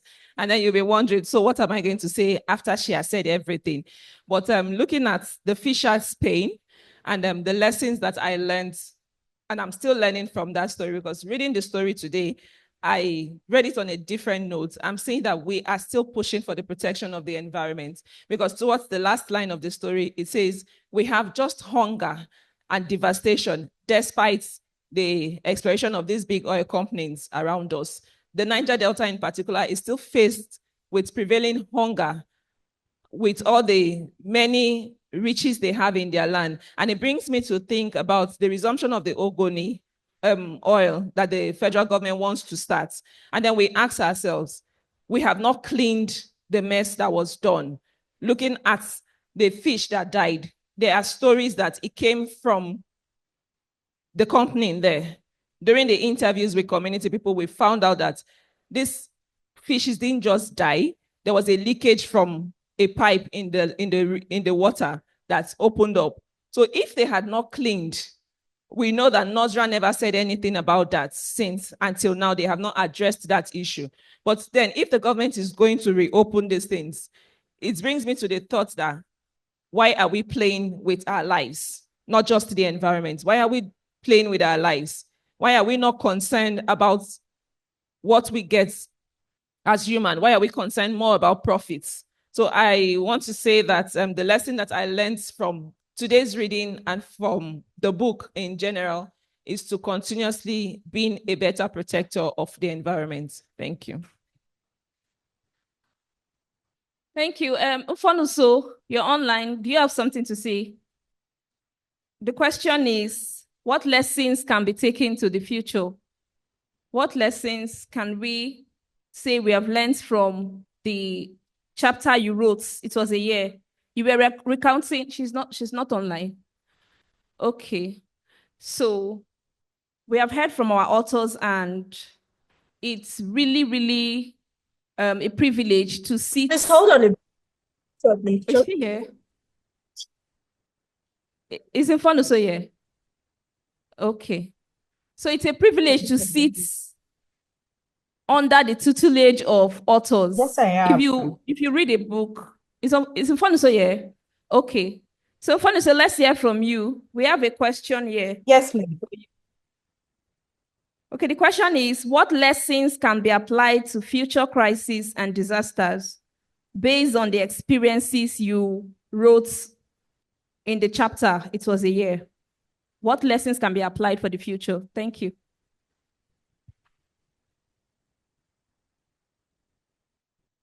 Did you get that? Okay, quick stop. Responded to. Yes, can you hear me? Just yes, we connected to something in your ear. Can you hear me? Yes, we can hear you. I got the question. Okay. I'm saying that so the first person that responded to take away did mention one thing: the need for us to build human relationships. I think that's one of the things that is resonating with me. What the lessons that we should take from that. There is need to build strengthen our human relationships among our families, among community people, because it's in time of crisis that you know that you need each other much more. You need each other a lot in time of crisis. And then secondly, the fact that the need for a time to pause and reflect, a pause that can allow the aid to breathe. I understand perfectly that a lot of us, a lot of people were terrible. I kept telling people that I wish that we could have something like a law in the world that every 5 years, people are shut down in their houses for 1 month. Just stay for 1 month in the house and allow the air to breathe and replenish. You get, if something like that is possible, just not now forced to be at home because of disease or something. Just be at home, everybody, for 1 month, every 5 years, 1 full month or 2 months or 3 months, depending on how we can carry, right? You will see that the air will replenish itself. People will value relationship. Those who have been quarreling with each other, will begin to make peace so that they can stay with each other. There's that need for to build unity among family relationship. Importance of building unity towards building resilience, because as a people, we need that resilience to survive. We know that they're saying we have boundaries everywhere. Boundaries, you cannot go to this. Imagine an African country, you can't just go because you can't cross the African boundary because from Nigeria to Togo, for instance, because there are restrictions from their country. You cannot come into this country because of those boundaries are just imaginary. When COVID-19 came, there were no boundaries.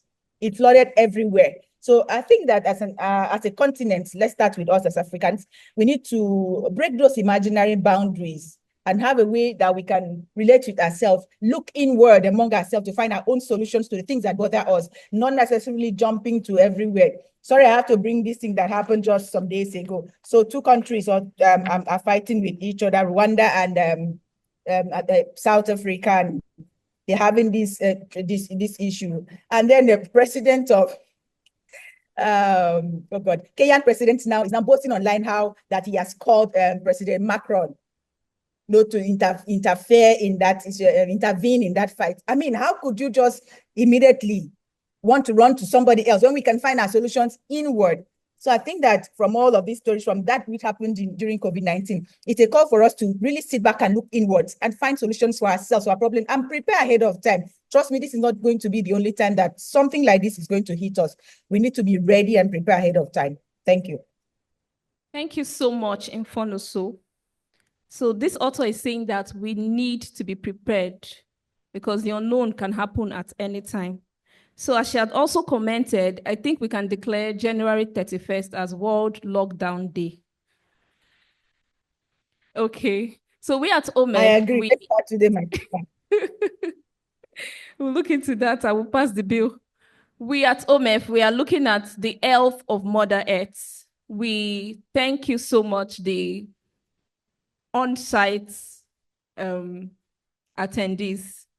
We at OMEF, we are always talking about the health of Mother Earth, and we have planned to bring back the importance of book reading, the importance of literature, because everything that is written in books, 90%, 80% are part of people's experiences.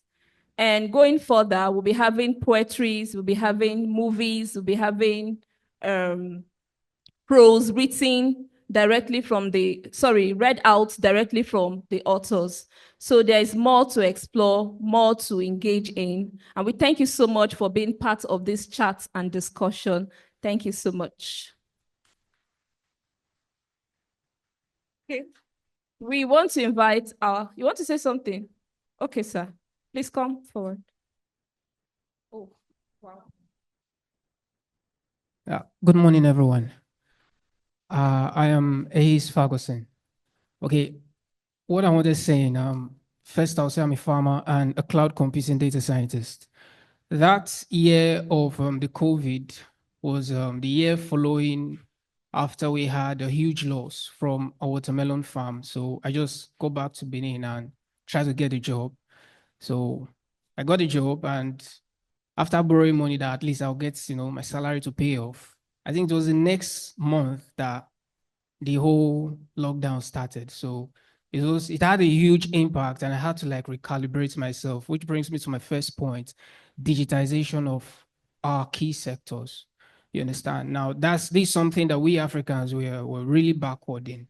We still have this, this rote manual method of doing things where I have to see you, you have to see me before we could carry out some things. At least by now as a country, we should be able to give out medical aids via drones. And we should be able to, you can't be able to order things, but you scoffed at it because that's where we are. You understand? And this is where we talk about individuals. Brings me to my second point. Yeah, the community where I had that farm, we usually experience forest fire. Like it's like a yearly tradition. Yeah. So when it happens, the farmers around there would be, struggling to combat the wildfire and the rest. And the rest community will just fold their hands. Concern me. That phrase, that pigeon phrase cause a lot of damage. Concern me. So last. So fast forward to this year, a lot of persons got into plantain farm. So a lot of like those places around there, you see plantation. Now, when the fire just started, they did not even allow it get to the major part. Everybody entered and started quenching it. People who had farms there started quenching it. So the question that guy asked, if there should be any climate justice system, people who have that conversation have not been affected by it, or they just have that ignorance because corruption thrives in ignorance. So that's the major second point. We should take it as though it's affecting us all because it's actually affecting us all. Without you knowing, the hike in prices that you are going to be paying, climate has an effect in it. So just that collective and progressive thinking. Thank you. So much. Thank you so much. Please, let's hear from you. This was supposed to come during the chat. We'll just pardon you. Okay, 1 minute, please. Then, brother, you come up. Thank you. Thank you very much. My name is Gloria. I want to say it's a wonderful time and a reading section. For what I got from the book, my take home is that from the pandemic to the fishermen pain and to the environment, every individual has to take it as a responsibility to enlighten your nearborn neighbors. Many people are ignorant of it, but like it just entered my point. If you enlighten your neighbor about taking care of the nature, about your environment, about yourself, the other person did the same thing. This same knowledge will spread across and we have a good goal to achieve it. Thank you so much. Thank you so much, Gloria. Okay. Good afternoon, everyone. My name is Vincent. Let me just add something. You see, the last guy that came just now said something. He said something that Africans, we are still backward when you're talking about technology. Something I cannot wrap my head around still is, have you not noticed that? Have you not noticed that those that are called underdeveloped are those that tend to be closer to nature, that live closer to nature? Africans, we are seen as underdeveloped. Why the developed people, those who explore, who mine these natural resources, are those polluting nature? And these are the people who are seen as developed. We who don't do this are seen as underdeveloped. Have you not thought about this? I just said we are backward. So you see, I just don't understand because, it's confusing. It's confusing me. So that's all I have to say. Okay. Hello. So it's a generic term for Africans. We are underdeveloped by the term. It's not like, of course, we cannot say we have met up with the first world or the Western world. We cannot compare. But as he said, it's very, very true. Those people who are very close to nature are always termed as underdeveloped. And that's because, for instance, now, okay, director wants to say something. Okay, sir. Sorry, I didn't intend to make comments, but I think it's important that I should. Now, we're discussing issue of development is very, very critical. Don't let when people say this is the first world, this is the third world, it's all human construct. And all these are done to affect your imagination so that you accept to be pushed down and not seen as developed. Who defines what is development? That is the key question, where everybody has a right to define what they believe is development. And this is what Africa has to offer to the world. The pattern of development in the Western world right now has led to the crisis we're facing now. And they got to where they are through theft, through colonialism, through all kinds of evil, slavery. This is what, even the idea of plantation that we still celebrate today. Plantations would never be done without slaves. So it's a slave kind of agriculture, which takes farmers away from cultivating crop for food, then cultivating for export for other people to benefit. So development, we are not backward. We are actually at the front. Africans have to offer to the world what it means to progress into the future. Without living in line with nature, the whole world is going to go kaput. And this is one thing. If human beings were not on planet Earth, the Earth will be a better place than it is now. I think that is what Onome meant to say, man is the pollution. That's why during the COVID experience, nature revived herself because human beings were locked up like we lock up animals in cages. So nature responded in that way. So please don't let anybody ever tell you that you are underdeveloped, or all those hierarchies and classifications are done by people who want to keep you thinking that you are less than they are. It is not right. And the purpose of this reading, you see, are we not all entertained? We're entertained because some times we laugh and we joke and we enjoy. I enjoyed all the stories. But the whole idea is to challenge us to write also. You can also write. Is there any of you cannot write? You can write. You need to sit down and write. Right? You can write a story in one page, you can write a poem, write a song, do something. When you see something, say something. That's what they say. What is, it's a very, very pity and important advice. And so when you pick a book to read, ask yourself, what is the real message of this book? When you watch Nollywood movies, this African magic, or whatever magic, when you watch, ask what is the message behind this movie? Almost everyone you're going to watch is not just the surface or the story on the surface, there's something behind it. It's about to affect how you think of yourself, to affect your sense of dignity, your sense of liberty and freedom, and the fact that you can do something good for yourself. If you read any book or read any story just on the surface, then you lost the whole idea.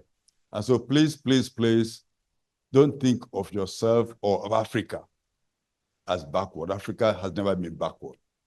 If you look at the Benin bronze, have you seen the Benin bronze?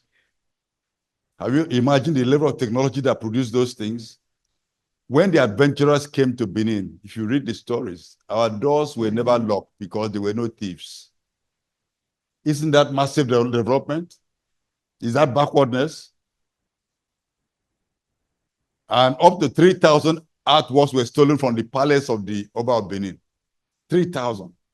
And they are kept in museums in Europe and elsewhere in the world. Are they epitomes of backwardness, or are they symbols of advanced development? Think about it. It is our challenge to ensure that our environment is not bastardized, that our culture is not bastardized, that everything we do has meaning and helps us to go to the future. That's why we're having book day today, and these fabulous writers. I don't know, fabulous. Please give them a big hand.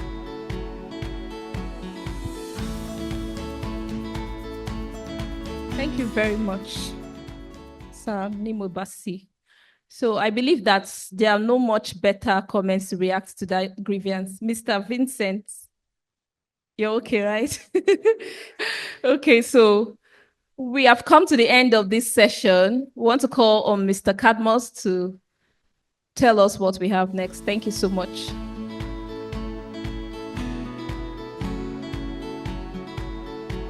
Thank you very much. That was an amazing time. Well,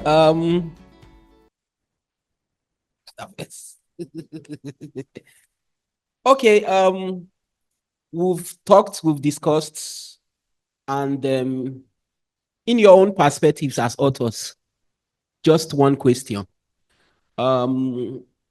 What do you think you can, how do you think you can relate what you've written as an author to community people if you have the opportunity to relate such stories to community people? And how do you think you can actually bring them into the picture of what you have written? Just 1 minute. I think the question answers itself. It does. It does. If we're talking about community people, are you talking about people who can't read? Both those that can read. Both those that can and can't read.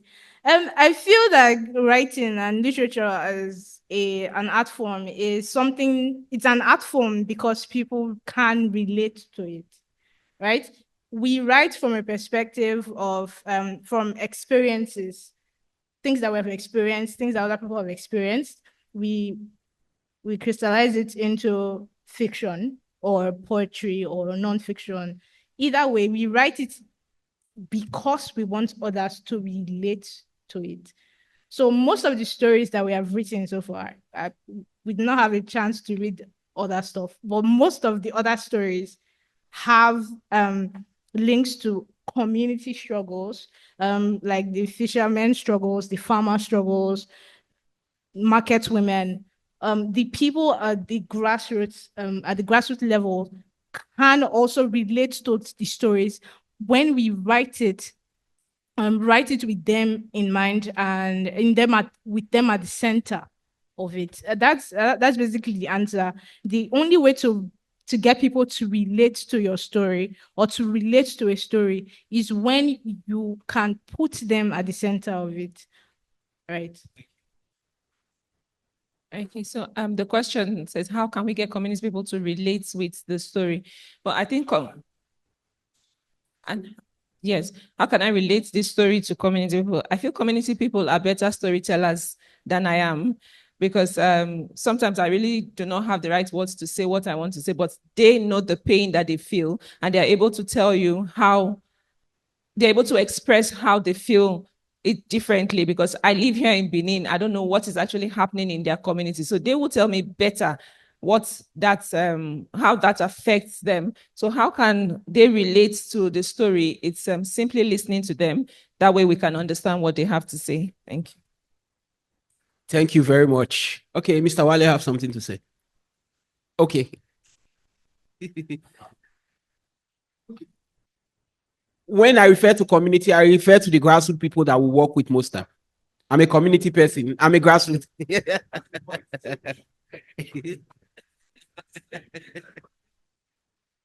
That's the point. We should stop putting these compartments or stuff. You are part of a community. I'm part of a community. All of us are community people. And the issue about reading, like we're just discussing behind, like you said earlier, we try to put people in boxes or put things in boxes on patterns. We tend to put a kind of pattern that this is the way to read. The people in the village or the people in city or the people anywhere, some can read by listening to sounds. I was seeing a movie the other day. The guy was losing his eyesight. He's a baseball, he scouts for baseball players.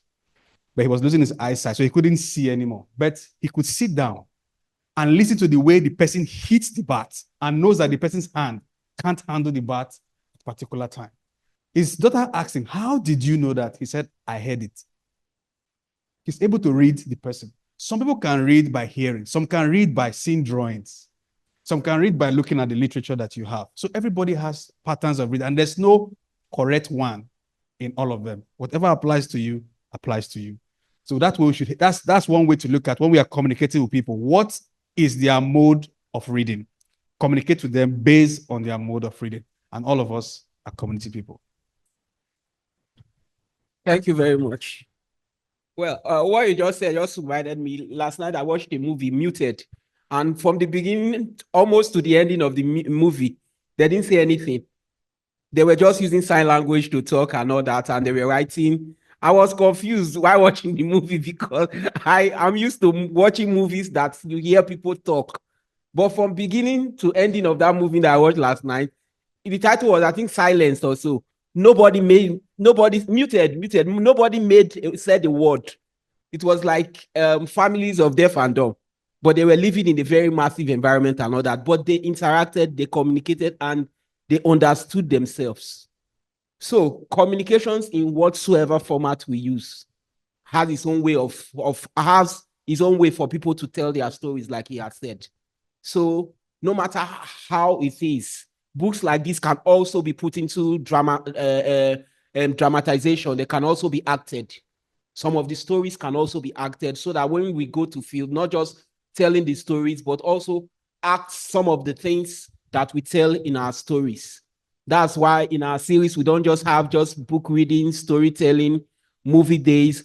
We also have days where we have drama presentations and all that as part of our storytelling, parts of the stories of our activities. So once again, we want to appreciate you all for coming. And our readers for today, we want to say a big thank you to you and keep writing, keep inspiring us. Yeah, God bless you. Put your hands together for them now. Big hand, big hand. Thank you.